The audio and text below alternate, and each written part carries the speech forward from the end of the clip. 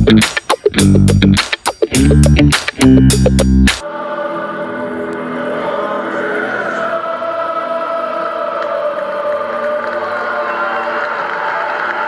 Gooners, and welcome to Gooner Pavilion, where you come for the Arsenal, stay for the family. My throat's a bit, so pardon me, apologies. And this is your go-to podcast about Arsenal, right? And we're building this thing, and I really appreciate all of you guys. Before I go any further, please, hit that like and subscribe button if you love what I'm gonna say. And today, now, what are we going to talk about? We're going to talk about a lot. We're going to dissect that Carabao Cup round, and then we're going to do something a little bit funny because we're going to dive into the whimsical thing called the so-called Martinelli Clause. And if you want to hear what that is, just stick around. And of course, we're going to look at what's going to happen in the FA Cup game against Manchester United. So if you're with me, let's get straight into it.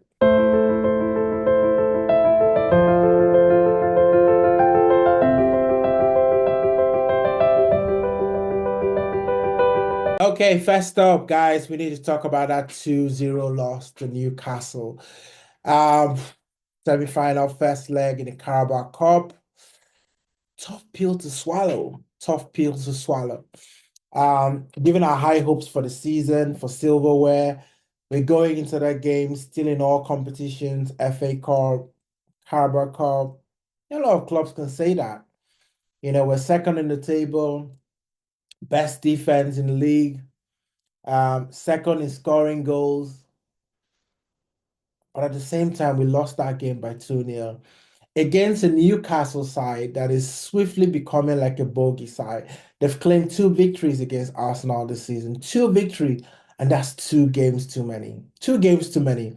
So what went wrong, guys? What went wrong in that game? Okay, number one, finishing. Now, before all the media narrative come up with strikers and all of that kind of stuff, that's not what I'm talking about. Where our finishing was terrible. We created, I'm going to check here, about 23 attempts and only 3 on target. That's really bad. I mean, on the one hand, it means that we created quite a lot. On the other hand, it means that we didn't score. Now, if you just look at those numbers without watching the game, and for people who always like to throw stats, it's always important to go and watch the game, because if you watch that game, you realize that Newcastle had the, what do they call that thing? Um, Not cavalry. There's a word I'm looking for. The Alamo. That's what I'm looking for. Every time there was an Arsenal player in the box, they were surrounded by 7, 8 Newcastle players, right? And no one is going to talk about Newcastle playing defensively or dark arts. I'm not hearing anything about that. No one's going to talk about that. Everyone is going to talk about how amazing Newcastle were, how Isak was just so amazing. He's the greatest thing. Arsenal need to buy Isak. Imagine where Arsenal would be without Isak. Let's not get that twisted. Newcastle played the dark arts. They did the dark arts on Arsenal, and fair play to them. They got 2 goals out of it. I mean, the amount of times that a Newcastle player was on the floor, in front of the ball, they were kicking, stopping, obstructing everything that was going to the box. There was a Newcastle player. And when we got past the Newcastle player, there was a Newcastle keeper, to block that shot. Remember the shot by Gabriel? So, I mean, you can look at that and say finishing was a problem, but I think when you really look at it, Newcastle did a job. They did a job on Arsenal. I still think that we probably need some support, need some help, because we know that Saka can be clinical. But I think even Saka would have struggled with the way that Newcastle set up. What we actually need is not really about a clinical striker. What we actually need is quicker balls over the top and someone to get in with pace. And Gabriel It was very disappointing, and I'm sure he himself would say that he should have scored that goal. That one-on-one that hits the post should score that. So finishing was terrible. Um, Now, ball concerns. I have added this here, but I mean, I don't really want to talk about it, but everyone is talking about it, and they should all be ashamed of themselves. I think for the last couple of weeks, people have been going to Arteta's press conferences, taking the words that he said and twisted it. There was the other one where he just jokingly talked about the fact that the Community Shield was a trophy, and everyone took it and ran a mile with it. And they're doing exactly the same thing with this, ball thing and all of that. He was asked a question, he talked about it. It's no different than someone just talking about, hey, what's the weather like? The weather was this and that. It's not about excuses, but of course they're building the narrative. And what I think they're trying to do is get Mikel Arteta to snap. And then they can shift all the vitriol that they've had against Spurs manager, which obviously as an Arsenal fan, we're loving right now, and move that to Mikel Arteta. And Mikel Arteta don't take the bait. Don't take the bait, Mikel Arteta. I know you'll be watching this, so don't take the bait. Don't take the bait.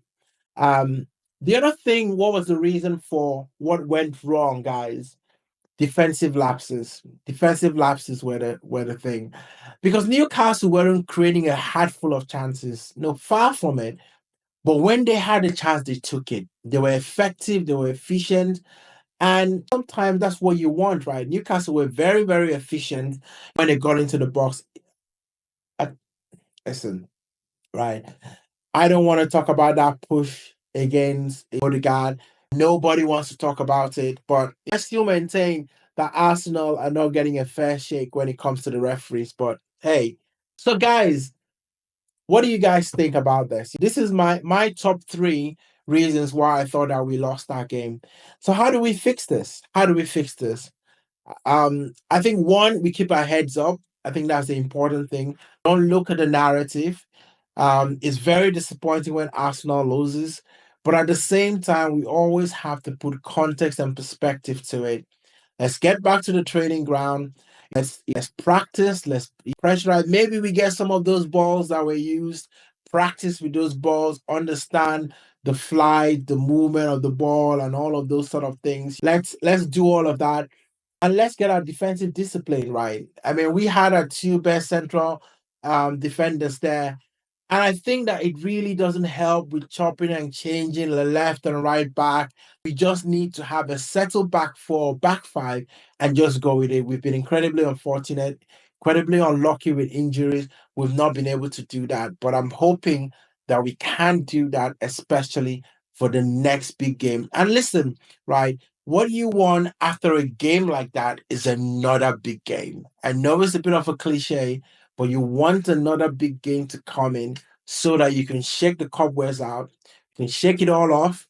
That song got into my head, shake it all off, turn it all around. But hey, we need to shake it all off and we need to turn it all around against Manchester United because they're coming in hot.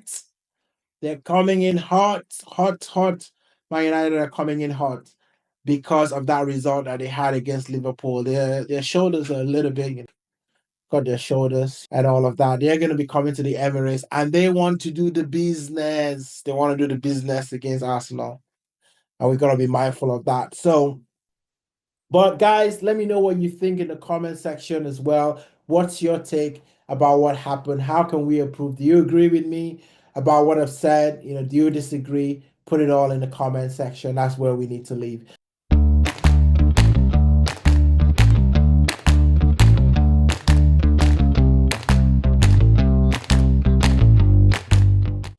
Guys, I want to talk about something a little bit more playful. And this is the Martinelli clause, right? You probably not heard about it. And this is something that's recently happened in the FA log rule books.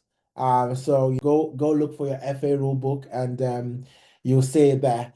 What is the Martinelli clause, you would ask, right? Okay. So this is the clause where you get 2 yellow cards in quick succession during a match. And guys, if you remember this, Martinelli got this when we played against Wolves in February 2022. I know, a lot of Arsenal fans, we're petty like this. So we keep receipts. We keep receipts. Right. So let me explain. Right. So picture this, right? Martinelli, full of youthful exuberance. Martinelli is only 23, right? So we're talking about 2022. So he was what, 21 years old back then? The referee plays an advantage because Martinelli commits a minor foul, but immediately coaches him for a second infraction just seconds later. Two yellows in the blink of an eye. Well, you call that very efficient, right?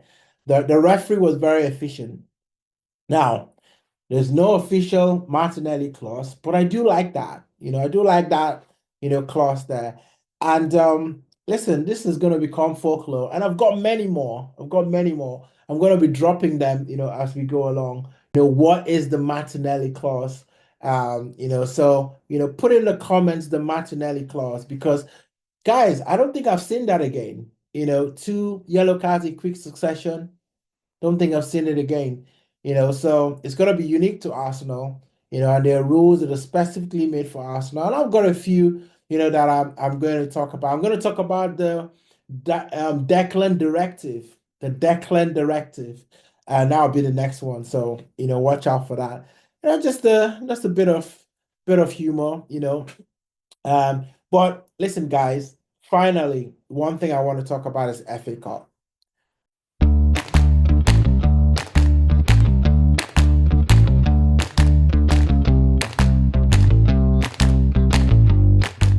Right, we play Manchester United in the FA Cup this weekend. And guys, it's a big one, right?